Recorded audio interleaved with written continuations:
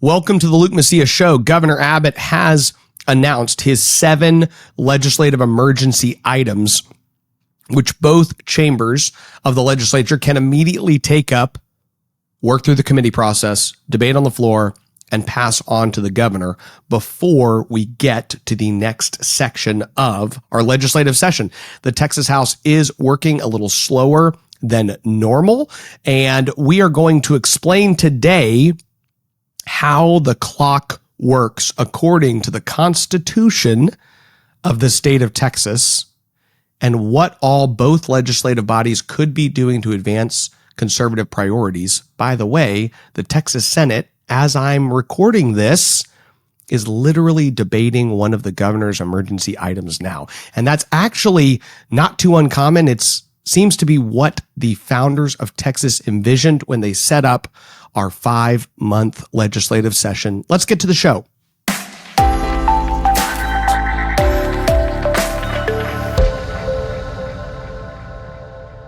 The Texas Senate is poised to debate and vote out a school choice bill, Senate Bill 2, today.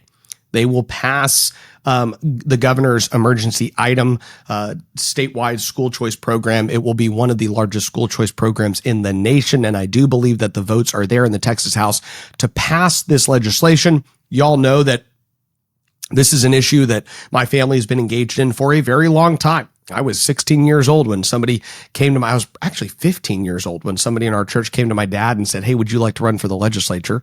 And we ran against Carter Castile, who was very much supported by the teacher unions and one of the more liberal Republicans in the Texas House at the time.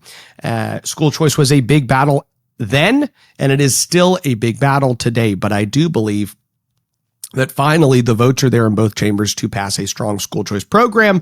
We will talk more about that as time goes on. But while they are doing that, there is debate and discussion on the Texas House side about all of the 5-day weekends that they are taking. Now, this is not the first time the Texas House has taken long weekends, and I will actually look back to a discussion that Representative Tinderholt and then Speaker Dade Phelan and Craig Goldman, who's now in Congress, had during one of these weekend extensions. But before we go there, I want to talk about why this is a topic of discussion today. Former Speaker Dennis Bonnen posted on Twitter, I think this is, well, I guess this is this morning, but he said, "People beat on the House. Quote, why didn't they pass this? Why didn't the House get to work and do that? Question mark. Constitutionally, this weird little thing called the Constitution is why they're not doing that. And people look right past that and take their shots." So what is Dennis Bonnen's case? Dennis Bonnen's case is, if you're hearing from people that the Texas House is not working fast enough, it's because those people do not respect the Constitution of Texas. That is the accusation. So we're going to explain the clock, how it works, and what all the legislature could be doing, okay? Again, I know the last couple episodes have been a little more processy, and to some extent we're going to do that, but I will try to do this in as succinct a fashion as possible. But it is really, really important that you understand how this works. Article 3, Section 5 of the Texas Constitution is the meetings and order of business of the legislature, okay? And it reads, this is just a paragraph, "The legislature shall meet every 2 years at such a time as may be provided by law and at other times when convened by the governor." So the governor can call them whenever he wants, but they are going to meet regularly during this 140 days. "When convened in regular session, the first 30 days thereof shall be devoted to the introduction of bills, resolutions, acting upon emergency appropriations, passing upon the confirmation of the recess appointments of the governor, and such emergency matters as may be submitted by the governor in special messages to the legislature." Now, this is the first 30 days. We are honestly very quickly arriving to that 30-day mark within the first 30 days. Now, envisioned in this is also that committees would have been appointed during this time, and that the bills would then be referred to those committees. Because in order for, as an example, in the Texas Senate, the Senate to take action on the governor's designated emergency items. And when you read this, it assumes that during this 30-day period, when the governor designates things emergency items, those things can be taken up and completely acted upon. They can be sent to a committee by either the lieutenant governor sending a bill to the Senate committee or the speaker sending a bill to the House committee. That bill can be heard in committee. That bill can be voted out of committee. That bill can be sent to the floor. That bill can be debated on the floor, voted on, sent to the other chamber. Both chambers can debate the policy. They can send it to the governor. All, and just to let y'all know, like that's all by next Friday. That could happen on 7 items that the governor has currently designated. Now, knowing that is why people will often encourage the leaders of both bodies, the lieutenant governor and the speaker, to organize the House or Senate quickly. That's the advantage to doing that. If you were to say, wait till next week to appoint committees, and you're now 3 to 4 days away from even hitting the 30-day mark by the time committees are appointed, understand that if committees are appointed next week, not a single bill has been referred to any House committee at that time. A hearing can't happen until a bill is referred, and the speaker is going to refer the bills. The committee hasn't even had an organizational meeting. There are all of these other things that tend to happen before they can even get to the business of addressing the issues that our constitutional writers envisioned the legislature addressing. So that's the first 30 days. Now, according to Dennis Bonnen, everyone complaining about the Texas House not working quick enough they're just unconstitutional. They don't like our Constitution. Let's read the next portion of this. During the succeeding 30 days of the regular session of the legislature, the various committees of each house shall hold hearings to consider all bills and resolutions and other matters then pending, and such emergency matters as may be submitted by the governor. Now, hear this. As soon as you hit the 30-day mark, every single bill filed in the legislature can begin moving through the process. So the governor has designated 7 items as emergency items. Those items can be dealt with now. But after we hit the 30-day mark, which is roughly next Friday, I don't know the exact day. I should put like a day counter together. Then every bill, the thousands of bills that have been filed, can all begin moving through the process. A bill has to be set for a hearing. They have to have a hearing. They have to go through all of that. Then they have to whip the votes on the committee. Then they have to vote that bill out. All of that could happen starting Friday. So understand the fact that it is Wednesday, and this week, Speaker Burrows came out and announced that he's not likely to appoint committees this week and is actually looking at appointing committees next week, goes to show the level of frustration that is happening for many grassroots conservative Republicans who are saying, we're running out of time. This is not constitutionally how anybody envisioned the legislature conducting itself during the 5 months that it has. That is the next 30 days. So constitutionally, we should be, by February 17th, hosting mass hearings on all of these conservative Republican policies that have already all been sent to the committees who are already organized and ready to do business. Now, as I said, the Texas Senate has already hosted hearings. They're holding more hearings now.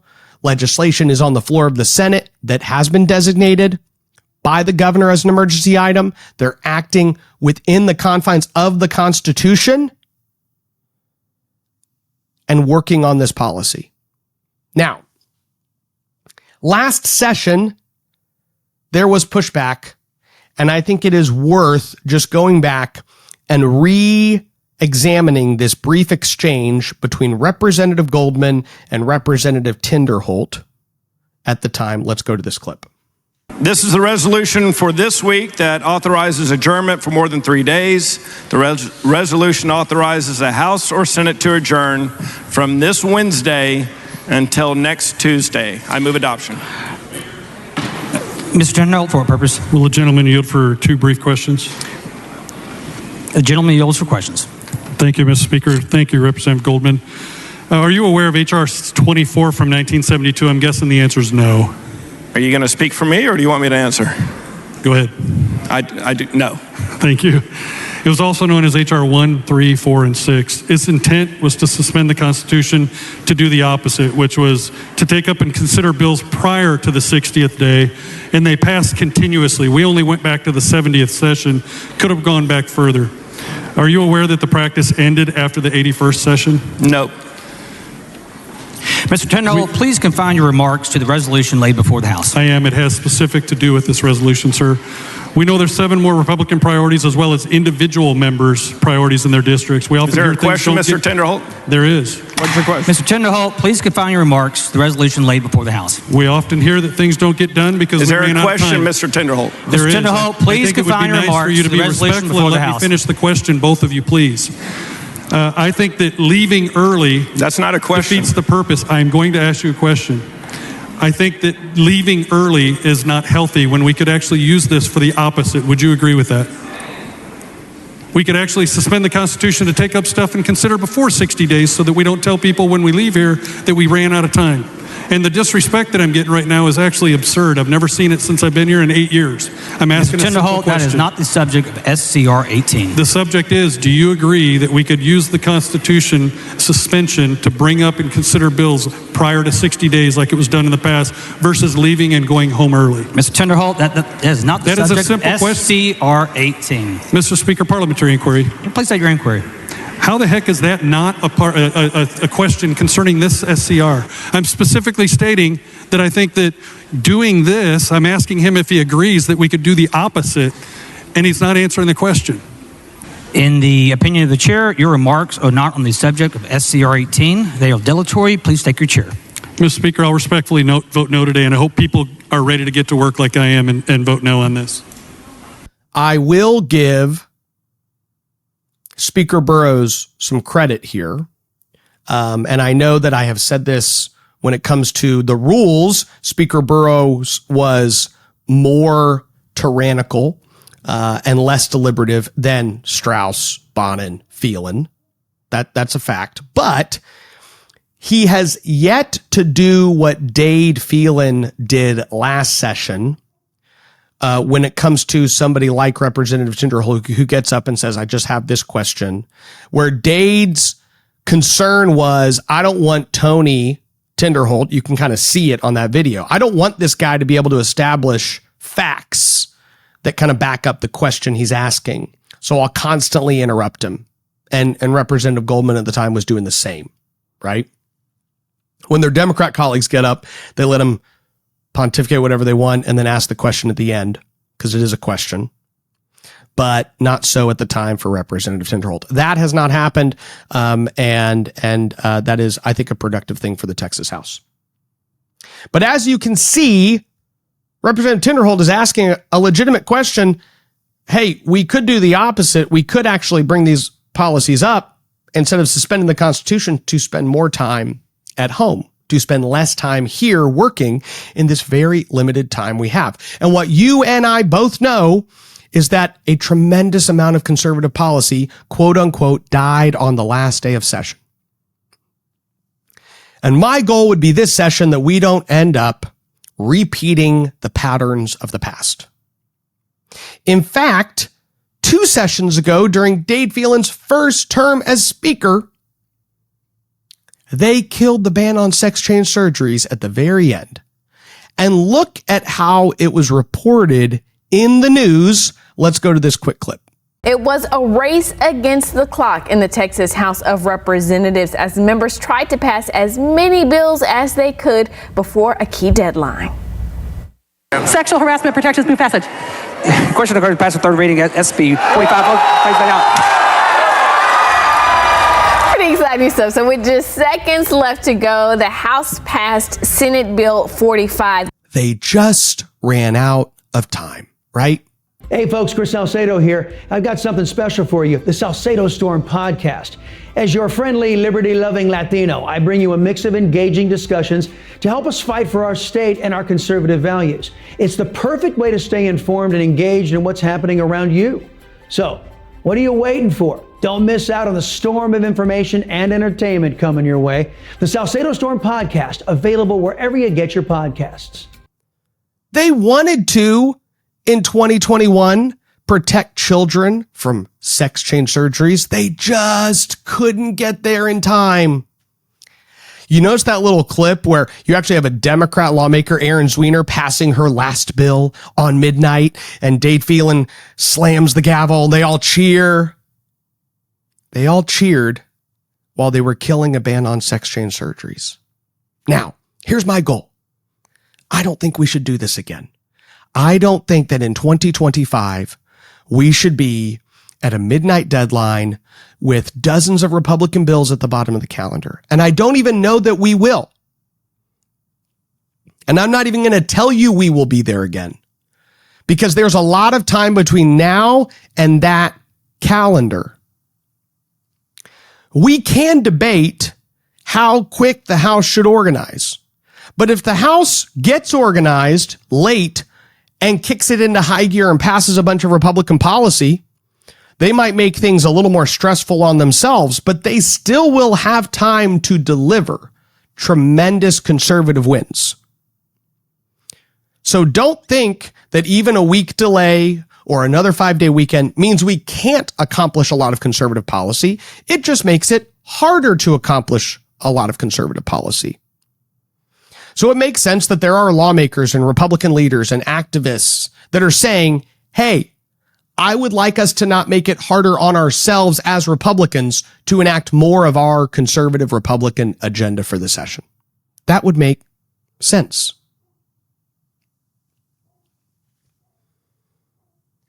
The governor has designated 7 items as emergency items. Property tax relief. The Senate and the House budgets both started at around $6 billion in property tax relief, maybe $6.5 billion of new property tax relief, right? They will often try to look at old property tax relief and like count it in their number delivered, right? They'll say, hey, we're actually delivering 40 billion or 30 or 20. But a lot of that is based on your current bill. Your current bill has the tax compression built in. So they're saying, hey, that's relief to you. And you're like, no, it's not. My bill is currently X amount. But the other thing that the governor designated as an emergency item as part of property tax relief is a phenomenal bill. I have to give him credit for this. There are a lot of conservatives that have talked about this for a long time. So we have these rollback rates that will trigger an election by voters, basically saying, hey, if you raise your property tax collections on your existing property more than 2.5%, the voters have to vote on it, right? And what basically is happening is every taxing entity, the cities, the counties, the school districts, are constantly going up to the very, very edge of what they can raise without letting voters vote. So every taxing entity says, what is the last penny I can collect without the voters having to vote on this tax increase? And they're increasing it that much. Okay. So what the governor is now saying in his state of the state is he said that we actually should say that you cannot raise taxes at all without voter approval. Local governments, if you want to raise property taxes, voters have to approve it, 2/3. And this is going to ensure that when the legislature does provide any amount of relief, be it $6 or $10 or $20 billion, we'll talk about that in a second, that relief will be felt more because it will be less likely to be eaten up with property tax increases at the local level. The budget surplus that the legislature currently has today is like $23 billion, roughly. This is over-collected taxes. Most conservatives believe you should return as much of that as possible to the voters. The Senate and the House budgets both delivered only $6.5 billion in property tax relief. That's what, 25, roughly 25, a little more than 25%. I'm relatively good at math, but I'm not going to do it all here. The governor in his State of the State said, I want 10 billion returned. So he basically said, hey, y'all are going to figure this out, but I want 10 billion returned to the taxpayers. So higher than the House and the Senate budget. Still leaving 13 billion in surplus to either continue to roll over into other accounts or to spend on additional government programs. There is one thing that he designated, which I do believe is very important, water infrastructure. He said he wanted a Texas-sized water investment. Even Commissioner Sid Miller and others have been talking about our water problems in Texas. This is a serious issue, and it is a core function of government. There is going to be a discussion during the appropriations process about how much of that should be funded out of the current budget, right? If you have a plumbing leak in your backyard, you're going to fix that. You're not just going to let water leach out everywhere and pay a big bill because you've got a leak. You're going to fix it. You're going to fix it regardless of what happens. You might even have to cut in other areas of your budget if you have to pay a plumber $600 to come out and fix it. Then that month you go, well, we got to cut back in other areas that we normally would fund because we need water in our house. That's the idea.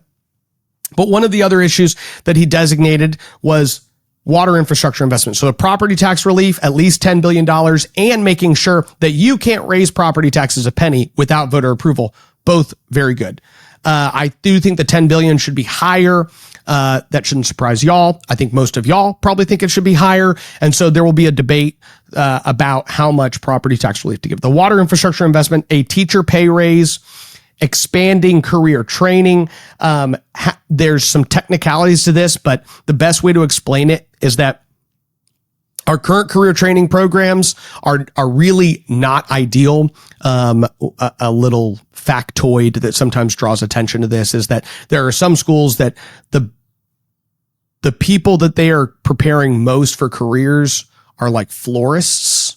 Because remember, when a school takes a student through a career program, they get extra funding. Well, one of the things that qualifies is like floral design, how to build the flower arrangements. And so there's schools that want to get more of that funding. And so they just run a ton of kids through the floral programs.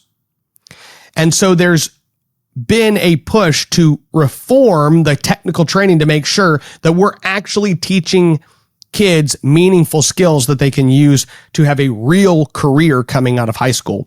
And so there's, I think, a real opportunity to pass strong reform in the career training area. Of course, school choice, which, as I said, the Texas Senate is already voting on debating. Bail reform to stop the release of violent criminals into our society, and creating a Texas Cyber Command. I truly can tell you I don't know a lot about what this bill is going to do. If this bill is a remarkable bill that does things that are going to affect y'all, I will be more than happy to talk about it, but I know very little about the Texas Cyber Command that Governor Abbott is going to do. I think that Senators Tam Parker and Representative Giovanni Capriglione are probably involved in that legislation, so we'll just have to see what that legislation looks like and what all it is set to accomplish. But those are the 7 emergency items. And as I showed you in the Texas Constitution, our constitutional writers envisioned these items going through the process very early in the session. And committees would have already been appointed because you need the committee to move the bill, or you have to refer the bills to the committee of the whole, is what it's called. Now, some people would say, well, I don't want this bill to go to the committee of the whole, which is the whole body, by the way. I want it to go through a committee. And you would say, that's good. That's why committees should be appointed. And once the committees are appointed and actually released by the speaker, then they can get to work. Once they're actually created, then he can refer bills to them, right? So all of these are important things to understand. The Texas Scorecard has an article that basically lays out some of the timeline for those of you who want to read it. It's called Understanding the Key Deadlines of the 89th Legislature, Texas Legislature. Brandon Waltons wrote this. He has a graphic in there that just kind of shows different dates that matter. Here's what people can work on. And I believe that will at least help you understand why, not just last session and the session before and the session before, were conservative Republicans saying we really need to get to work, but why they're still saying it today. But I will say that ultimately, Speaker Dustin Burrows and his Republican allies can overcome a late committee appointment and assignment and creation by moving very quickly to pass a lot of conservative policy. And if they do, and these bills are moving very quickly through the process, we will definitely be telling you about it. We have a great opportunity to have a very conservative session. It's going to take every Texan being engaged in the legislative process and understanding how the process works. Because there are people who want to use these little one-liners like Speaker Bonnen here. Oh, well, we can't get to work because the Constitution's tying our hands. And that's less than honest. The last thing I want to talk about today, there's a bunch of things happening. And what I find with these shows as we get into this session, it's almost hard to nail down a topic because there's like 18 things I want to talk about. So I do have to kind of pick and choose. But I'm going to close by talking about one issue that I am concerned about, and that is legalized sports betting. And I'm not going to actually talk significantly about this, but I will admit to you that my view on this issue has changed. 2 years ago, there were efforts to legalize casino gambling and sports betting in Texas. Okay. Now, what I mean by that is not a bill or a constitutional amendment that says it is legal for Texans to wager dollars on sports games. That's not what it is. And we'll actually get that explained in this video we're going to go to in a second. We're not talking about that with casinos. We're talking about a select group of people that say we want the government to issue a handful of us who have a lot of money, select monopolistic licenses to then take advantage of their citizens, financially pillage them. And then we will in turn turn around and become probably the largest donors in Texas politics. We will give so much money. In fact, some of them already are the largest donors in Texas politics, and they haven't even gotten the license to financially pillage Texans yet. And when they do, they'll be able to turn around and continue to hand enough money back to the politicians as long as they give them this unique monopolistic licensure. But last session, if you had asked me, and I told many people this, so this isn't just my opinion, I shared this in the Capitol. I would tell people, I think casinos are really dangerous. And I mean, I don't like sports betting, but I'm not really that against it. Ultimately, legalized sports betting passed the Texas House and died in the Texas Senate. Casinos died in the Texas House. Casinos have lost significant votes. I believe sports betting has also lost significant votes.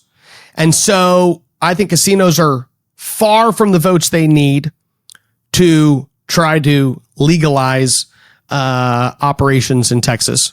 And sports betting is probably short of the votes they need, but they are trying to get there.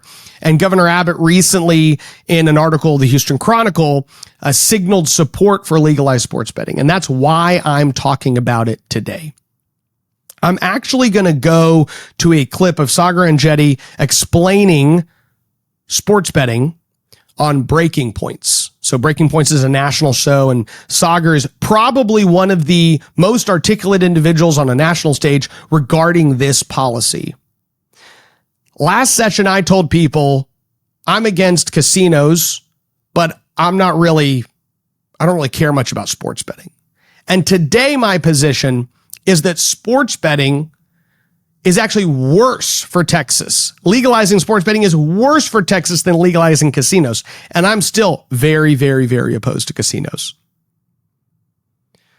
And so if you want to understand why, I think the best way is for you to listen to this explanation of Sagar. And this explanation that we're going to go to close the show out is a little lengthy. I would really encourage you to take the time to listen to it. I want you to close your eyes and think back to the year 2018. Some ways feels like a long way away, but objectively it wasn't. It was 6 short years. And yet in those 6 short years, one of the most sweeping social revolutions in the United States has happened beneath our feet, and we are only just starting to grapple with it.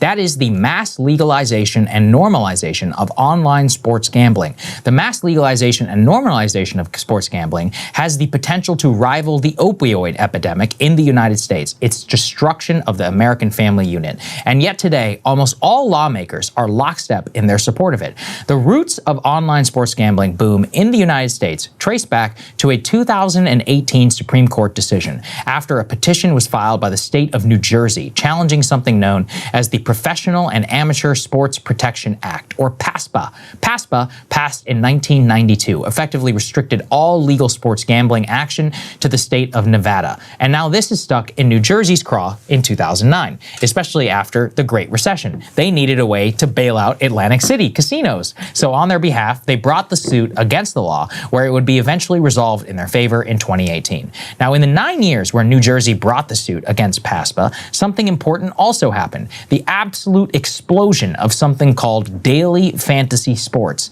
Daily fantasy sports was effectively a loophole allowing people to place wagers on fantasy sports leagues and daily payouts, something that many Americans were already doing in their spare time. It aligned perfectly with the rise of the smartphone. Companies like DraftKings and FanDuel began their entry into the market under this guise. So it was at this time where the roots of the epidemic were laid. Wagers were already being placed in mass by millions of Americans, and the normalization of gambling on the phone was planted. Perhaps most importantly, though, these companies began to hone their strategies, which include insane levels of marketing focused on one specific message: it's a game of skill, and you can hit it big. Now, in a sense, they are correct, but there's a lot more subtext removed, which I will return to later. Suffice to say this: they were already tanned, rested, and ready for the Supreme Court decision, which opened the floodgates. On May 14th, 2018, the Supreme Court struck down PASPA. Within a month, the state of Delaware began accepting single-game wagers, which would be seen as tame today. By the end of the month, 7 states had legalized sports gambling, and by today, as I speak,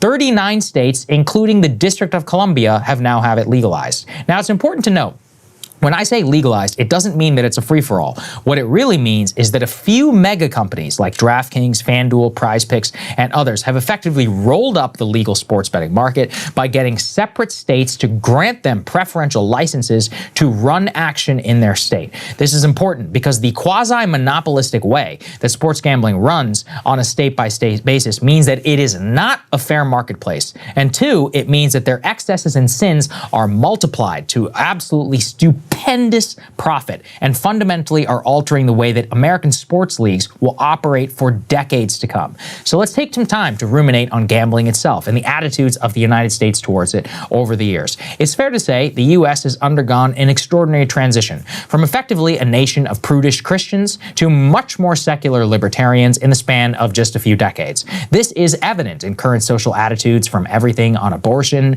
gay marriage, to marijuana, and now sports gambling. Gambling itself was traditionally viewed as a sinful, backwards activity that was actively discouraged by the state for centuries. Now, the compromise that we got to was one that I actually think is quite sensible. People will always gamble. Let's not make it too easy. You can do it, but you have to go to a physical casino. There are governing bodies like the Nevada Gaming Commission, which make sure that these games are run fairly. And in general, that attitude was to confine it to as small places as possible that are accessible, who are committed, but who did not want to make it part of everyday life.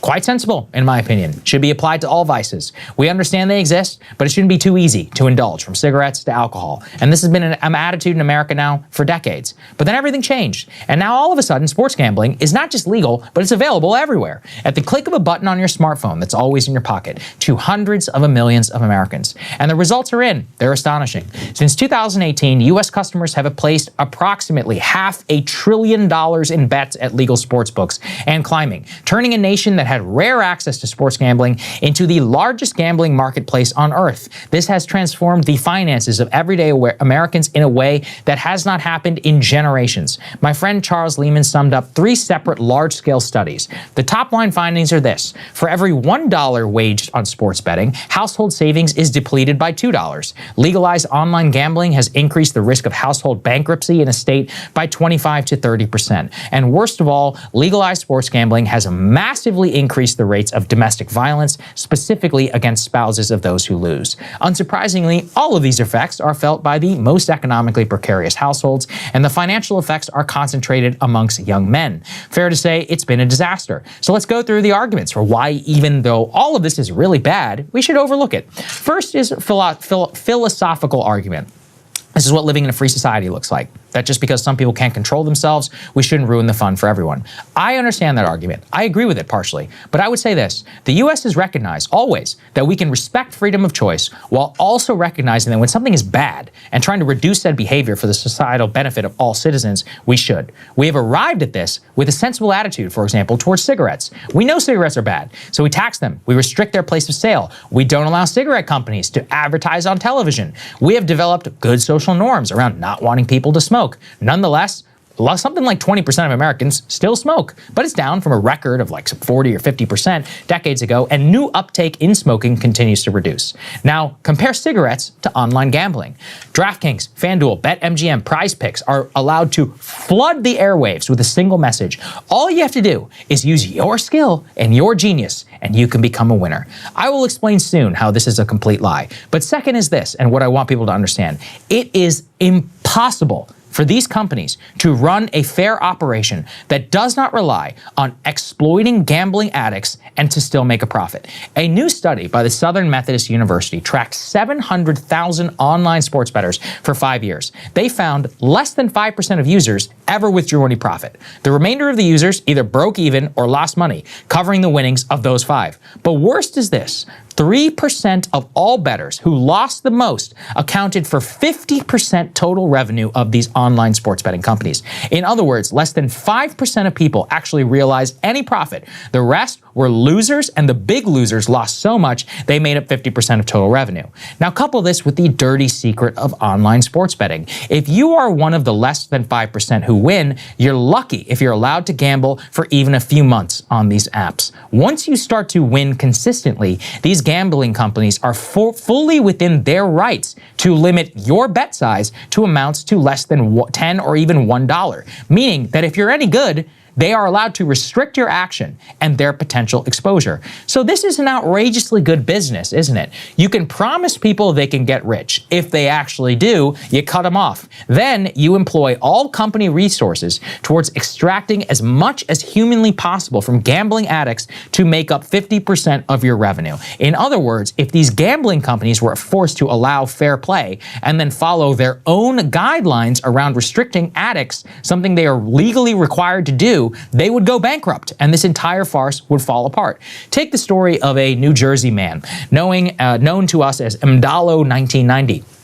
In 2020, this man never placed a bet in his life. By 2024, he had lost approximately $1 million despite making an income of $175,000 per year. He drained his wife's investments, he maxed out their credit cards, he drained his young children's savings accounts, and sold the gifts that they were given for Christmas and their baptisms. Now, it's really easy to say, yeah, it's his fault. Screw him. But according to his wife's lawsuit, this user was contacted on a daily basis by DraftKings VIP hosts. They facilitated his access to gambling products despite knowing it was impossible for him to be able to support the amount of money that he was placing on wagers with his W-2 income. Their own policies, as dictated by the state, require them to have gamblers placing large sums prove their ability to furnish funds by providing them a W-2 statement or bank statements. According to his wife, quote, they knew he would not be able to continue to gamble large sums of money if they required verification. And they also knew the source of the money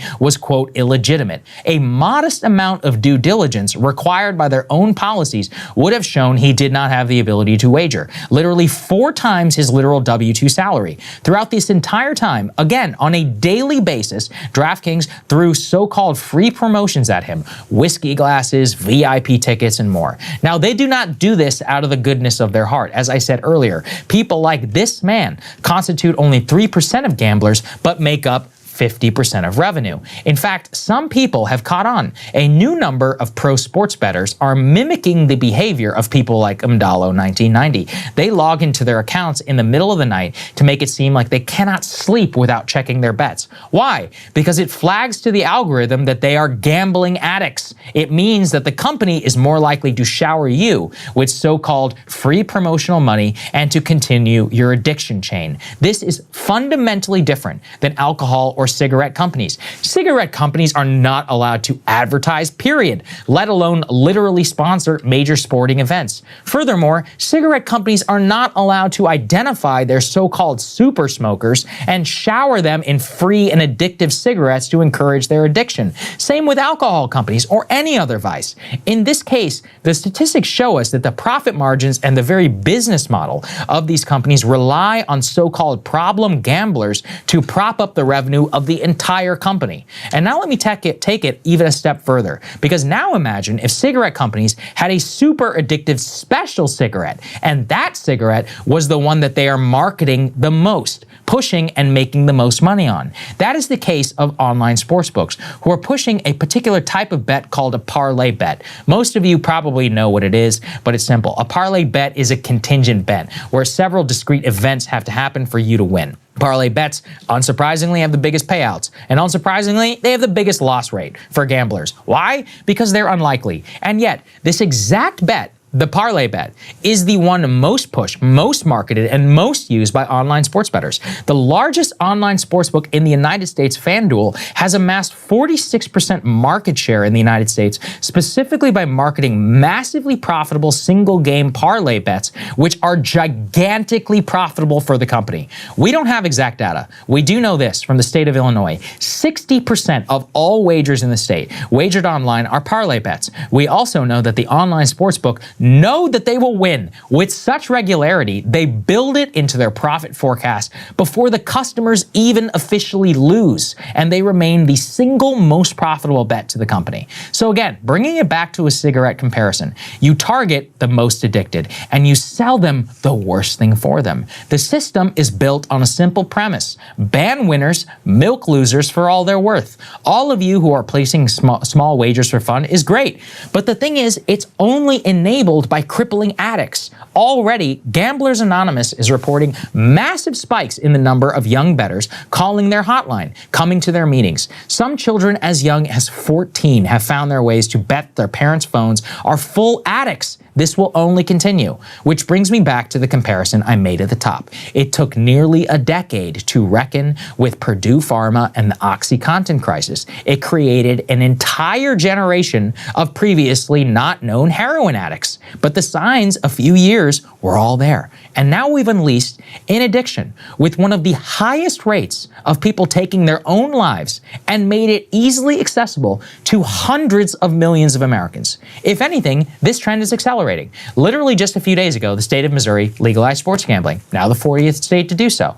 And so, when people come back to this in a decade, and we have millions of gambling addicts, high rates of domestic violence, alcoholism, and we need to figure out what to do, let me offer this modest proposal. The solution is staring us all in the face. More of what we used to do. PASPA was correct about one thing. It is not fair that Nevada is the only monopoly on sports gambling. So instead, adopt a model what the UK used to have. Sports betting is legal and available in person at parlors, which are widely accessible. People can access it, but it requires physically having to go to a location with cash. This introduces the same level of friction that all other vices are governed by in the US. Second, betting organizations must be subject to fairness rules. If they advertise anyone can win, then everyone must be allowed to win. They cannot be allowed to limit sharp sports bettors and must have a truly free marketplace.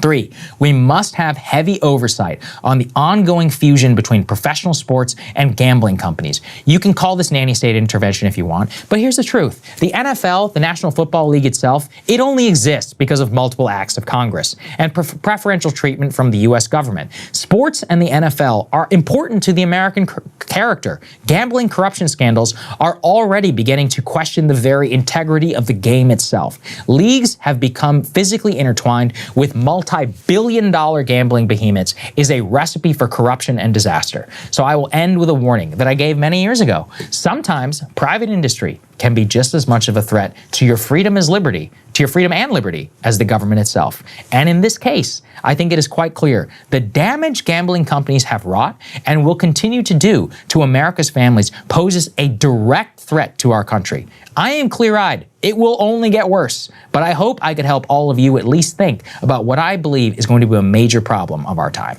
I think it's really important for Texans to know just how destructive this is and how hard we have to fight to keep it from coming to Texas. May God bless you. Be sure to subscribe to Texas Scorecard on YouTube and click that bell to ensure you're a real Texan.